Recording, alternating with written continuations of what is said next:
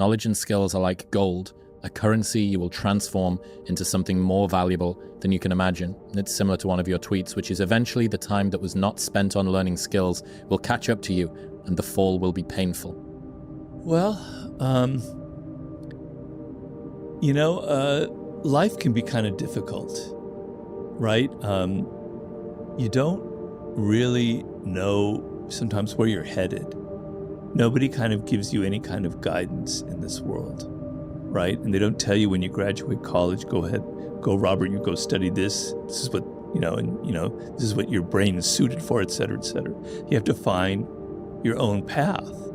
And so for me personally, I spent years in the wilderness. So I'm gonna give this a personal spin because I think that helps a little bit. Because I can answer it inside my own body here. So I know I want to be a writer, but I can't figure out what the hell I'm going to write. So I leave college and I try journalism because I have to make a living. I have to support myself. And I don't really like it. It doesn't suit me. He writes an article and then a week later it's forgotten. Nobody reads about it. And as somebody who studied ancient Greek and Latin in college, I think in terms of thousands of years and not in 3 days or a week, I want something that I write to be read in 3024, sorry. So it wasn't a good fit. So I quit. I wander around Europe trying to write a novel with my backpack. I live in London. I live in Paris. I lived in Ireland. I lived in Greece. You name it. I taught English in Spain. Trying to write a novel, I had no discipline, I couldn't do it, it didn't work, and I was starting to get depressed.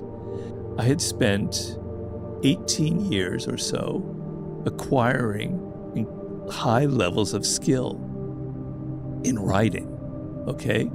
I learned in journalism how to write under a deadline, under pressure, how to make it dramatic, how to make the opening sentence exciting enough to make you read on further.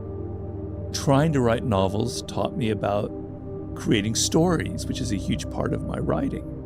Working in Hollywood, I learned how to research, which is a huge element, and then the theatrical element, making things dramatic, also story. Okay? All of that time, slowly by slowly, brick by brick, I had developed real level skill. So when it came time to write the 48 Laws of Power, I could do it. I had learned all this discipline.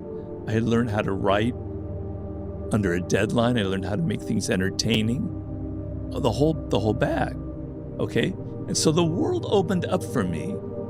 Prior to that time, I was miserable, really, really was. I mean, I had good moments too. You're young, you're always happy when you're young, but a lot of times I was miserable. And I didn't know why, but I was acquiring skills, not even aware of it. And so the reason I write that is, when you develop that skill, when you're serious about it, because I was very serious about writing, you change your brain. You rewire your brain. It's like, and this is a remarkable power of the human brain that people don't realize. Something I'm also writing in my new book. This one writer, his name is Schwartz, I believe. He's a UCLA neuroscientist. He wanted to help people who had OCD, right? Obsessive compulsive disorder. And usually it's drugs and it's talking therapy. He wanted to find out something more effective. And he found that through certain strategies that he developed, that they could use in their life, that they would get over their disorder. And the point isn't what the strategies were. The point was he did brain scans. And through the strategies that he gave them to do, which I can't remember right now, the brain scans show that they changed the brain. And his point was, through thinking, through developing skills, you literally change matter, you change your brain. So something non-material like thoughts can literally change material things like the wiring of your brain. You learn skills, you're changing your brain, you're changing the matter of your brain. Things are connecting that weren't connected before. And slowly, if you do it, if you're serious enough, a point will be reached like it was reached in my life, where either you will start a business or someone will ask you to do something like write a book or make a film. and the world will open up for you, and you'll be able to do it because you have that. You've laid the ground, you've laid the soil, everything is there, it's rich, and now something great, amazing will sprout up out of it. When you have no talents, you have no skill, life is a series of endless confusion. You hit this road, you go here, then something else, you go here, then you go here, and you end up in a circle and you don't know where the hell you are.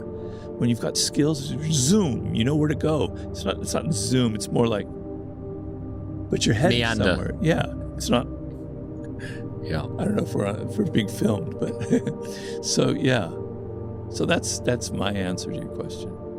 If you believe as if you are confident, as if you are powerful, it will tend to be read that way, right? And so, like, he had the analogy, if you smile, even though you don't feel like smiling, you'll end up kind of maybe feeling kind of happy.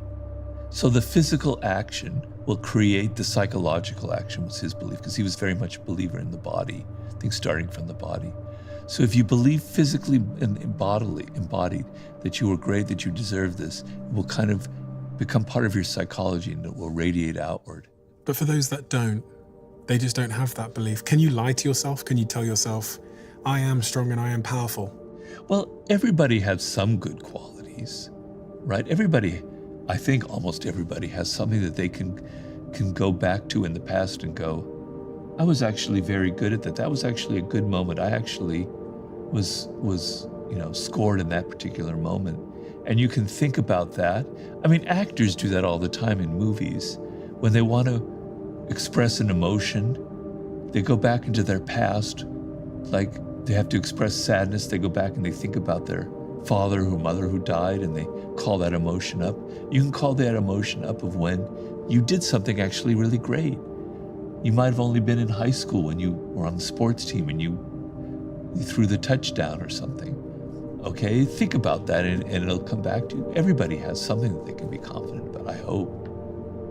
If there was one law that the powerless amongst us, who feel powerless or lost in the current world, one law or one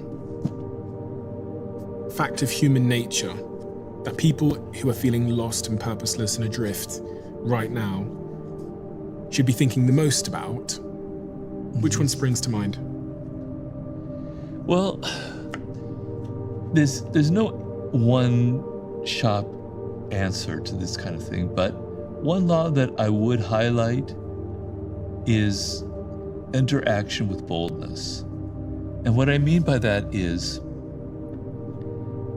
if you're feeling timid, if you're feeling that you're not confident in something, you will start a project and it will fail because you feel that way, because you don't enter into it with the right energy. So if you take something and you do something boldly, everybody loves the bold, everybody admires it. Even if it's stupid, even if it fails, it will gain you that kind of attention. And so, let's say you're thinking about starting a business. Well, just go ahead and do it and be bold about it and start it and be as dramatic as you can and be as confident as you can. And it creates a self-fulfilling dynamic. People admire it. They don't admire the timid and the insecure and the guy who spends 2 years talking about that podcast he's going to start. They admired that bloke who just decided, all right, I'm going to start it. I don't care. If nobody likes it, fine.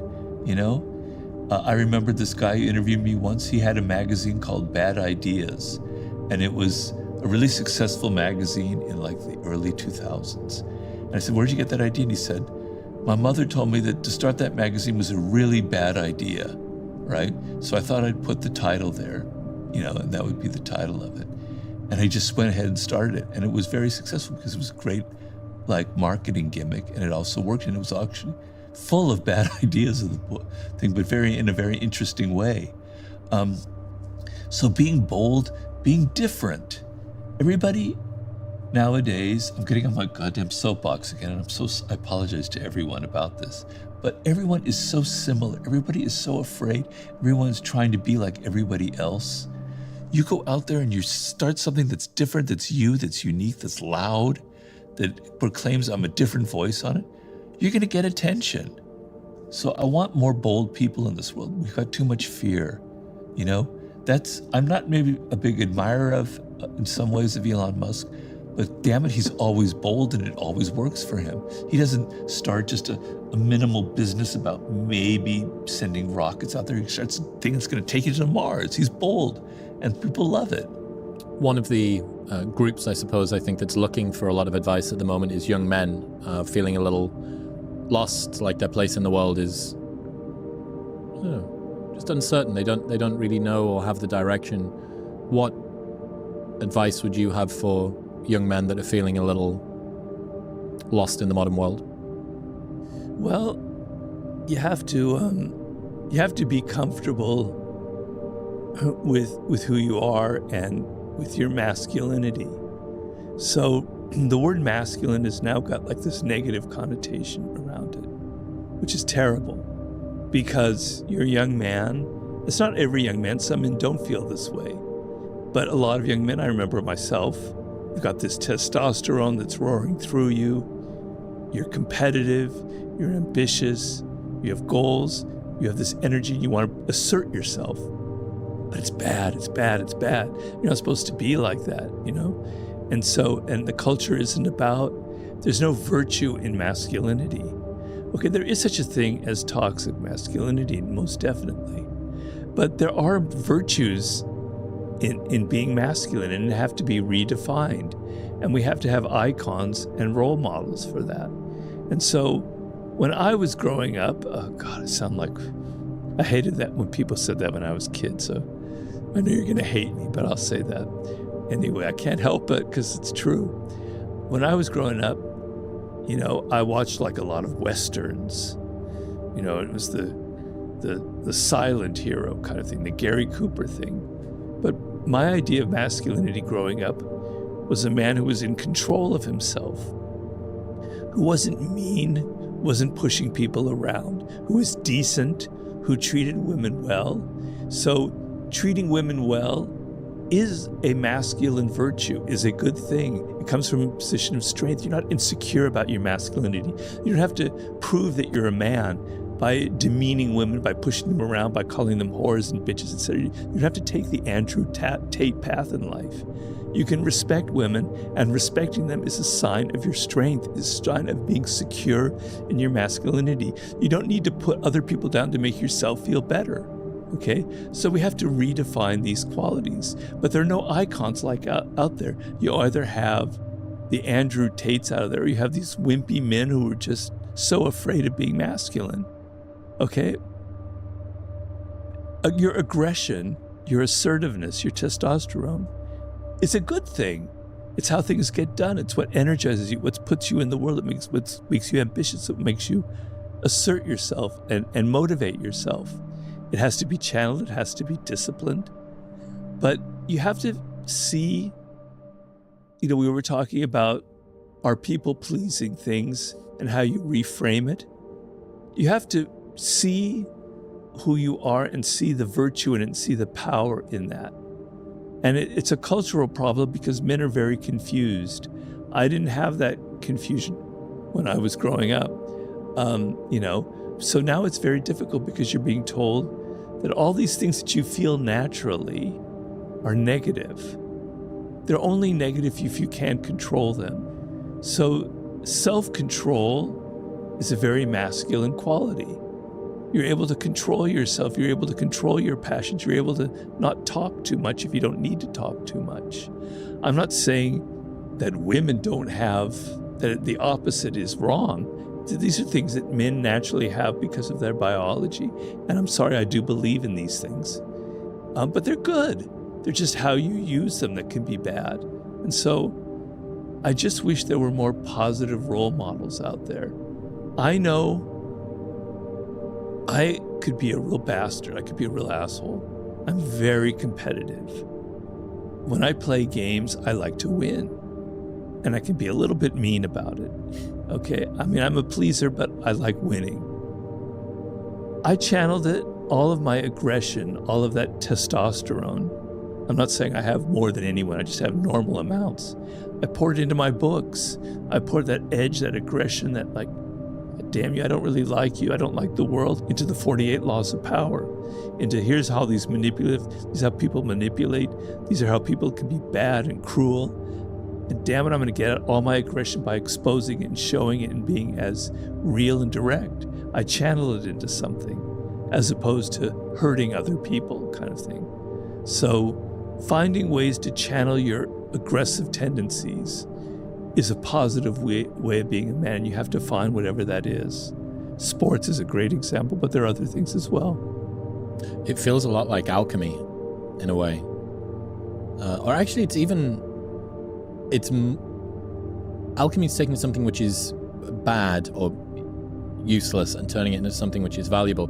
This is taking something which is uncertain. It could go either way. You know, this desire for mastery, for conquer, for achievement,